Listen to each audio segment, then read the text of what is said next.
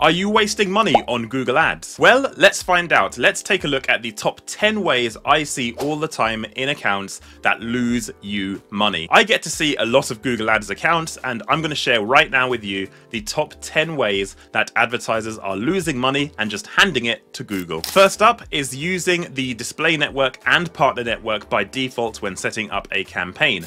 Now, these two networks are enabled by default in Google Ads when you create a new campaign. They're pre-ticked. If you untick them, Google leaves a warning message saying that you can get more conversions if you leave them opted in. So let's break down these two networks. The first one being display. Now the display network has its uses and it can be good for branding and getting more reach and reaching people for relatively low costings. But you're setting up a search campaign which is targeted to people bottom of funnel looking for your services right this second. By opting into display, you're kind of splitting what you're doing in terms of your target with a display campaign, which is a separate thing altogether.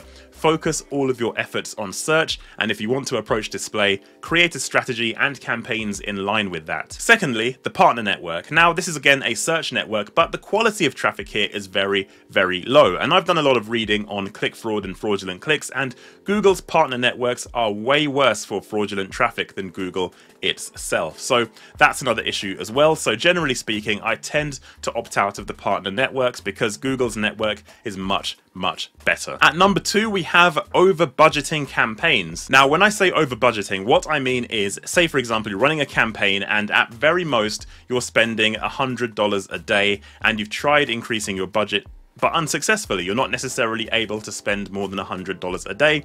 If you leave your budget way over that $100 a day, Google is still going to try and spend it. So especially if you're using smart bidding and not manual CPC, if you're using a smart bidding strategy, Google is going to try and utilize all of your budget. And what this means is you're going to see insanely high CPCs, way higher than what you would ideally like, because Google's trying to utilize the budget, and if there's not enough people looking, the only way it can utilize the budget is to push the CPCs higher. You'll see this in accounts where there are peaks and troughs in seasonality, and if there is a downturn in volume, your CPCs quite often can increase as Google tries to find more volume. That's something to be aware of. Up next, we have the unjustified use of broad match. Now, when I say unjustified use, it's because generally speaking, in a lot of accounts, I see there is opportunity for broad match. And when I say a lot of accounts, I actually mean maybe 10 or 15% of accounts I look at. The majority of accounts probably don't do very well or wouldn't do very well with broad match. The reason they won't do very well is because they don't have enough conversion data. It's very rare for an account to have enough conversion data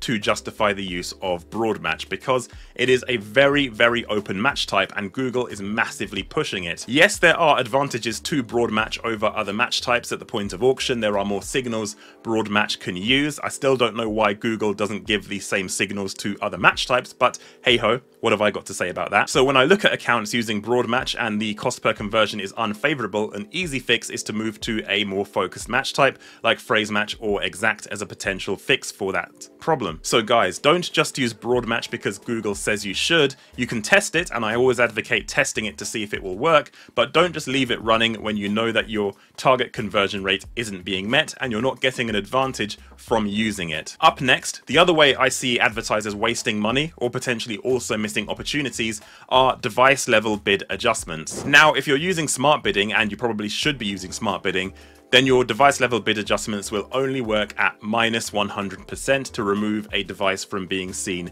completely with your campaign. So I've seen on campaigns where you can remove desktop or mobile, and some advertisers do exclude one of those device types because the cost per conversion is higher on that particular device. But that's not necessarily the best thing to do, because as long as your overall campaign goals are being met in terms of your target CPA or return on advertising spend, your ROAS, then it doesn't matter. You're still meeting your target, and by removing a device completely, you are limiting the total number of conversions you're getting. And don't forget, it's an average. You're going to get some conversions that are more expensive and some that are cheaper, but ultimately, if your budget is X and your returns are Y and you're happy with that, that is what you should be judging the performance on. Removing a device just cuts your volume, especially if your objectives are currently being met. Up next, this is a good one. It is auto-apply recommendations, because this again is something Google has been pushing massively through its call centers and through pop-ups on screen inviting you to book a call with a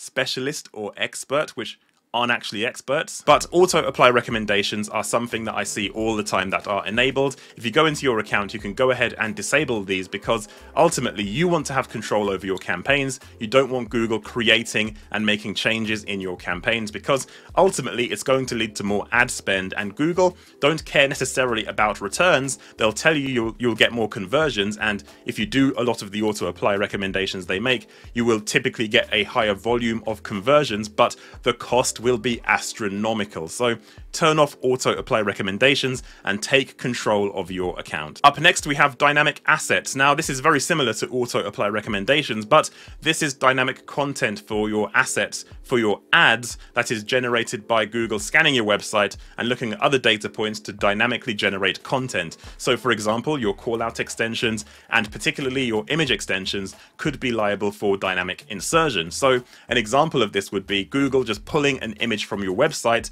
and serving that as your image extension when you go into an auction. And a lot of the time the images Google chooses are completely irrelevant. Now it's just pulled from your website, so sometimes it can be an irrelevant image, so it's something you should take control of. You shouldn't let Google make decisions for you. Always make decisions yourself and take control of your campaigns. This is just another example, and Google have hidden the option to disable this quite deep into the extensions part of the system, so it's important to disable these to get control of your account. Next up we have caring about optimization score. When you go into Google Ads and every single page you see has an optimization score which tells you how well you're supposedly doing, it's very tempting to go in and look at the recommendations and make changes to say, I'll do exactly what Google says, get my score towards the 100% mark, and then my campaigns will be good. Optimization score is just a score that shows you how closely you're matching what Google says you should be doing. The problem is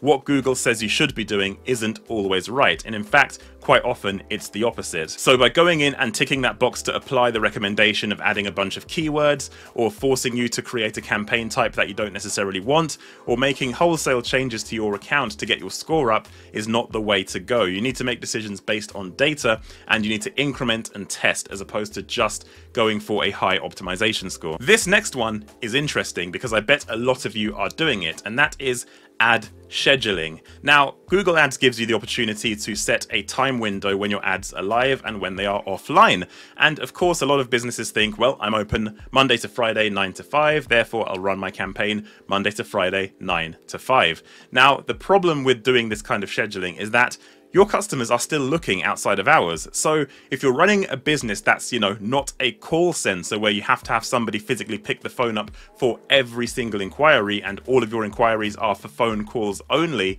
then it makes sense to continue to run ads out of hours. Because if I'm looking for a service or a product and I'm going to your business outside of hours, I'm going to have a contact form to use. They could be leaving a message. Even with a phone call, I could potentially go to a voicemail inbox and leave a message. And I could be somebody you could call back at 9 AM when you go back into the office. So scheduling is seldom a good thing. Usually you need to run a campaign 24/7 to enable you to capture all of the demand, because Google is bottom of funnel. You don't need to worry about whether the demand is there or not. If it wasn't there, nobody would be looking. So that's an important thing to remember. And the final thing I see that advertisers do to waste a bunch of money is to run performance max campaigns instead of a search campaign. When you go into Google Ads, you're going to see a recommendation come up very often to run a performance max campaign. If you've ever engaged with a Google Ads rep from whichever company they subcontract that to, then you're going to be asked to set up a performance max campaign. And a lot of the time they will say to set this up as the first opportunity as opposed to search.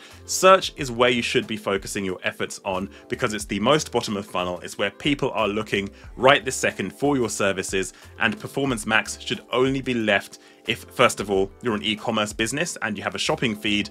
And secondly, if you've already got a running search campaign and you're maxed out in terms of volume and you've hit that kind of plateau point of diminishing returns, then you can start to think about Performance Max and how you can probably get a bit further using some of Google's other assets and areas like YouTube or things like that. And that becomes a different scenario to search altogether. But you should never start with Performance Max. You should start with a search campaign. So there you have it. They are the top 10 reasons I see advertisers are losing money on Google Ads. Let me know in the comments if you're doing any of the things I mentioned, because I guarantee a lot of you probably are. Like this video if you like it. Don't forget to subscribe. Check out the other content on the channel, and I'll see you guys on the next video.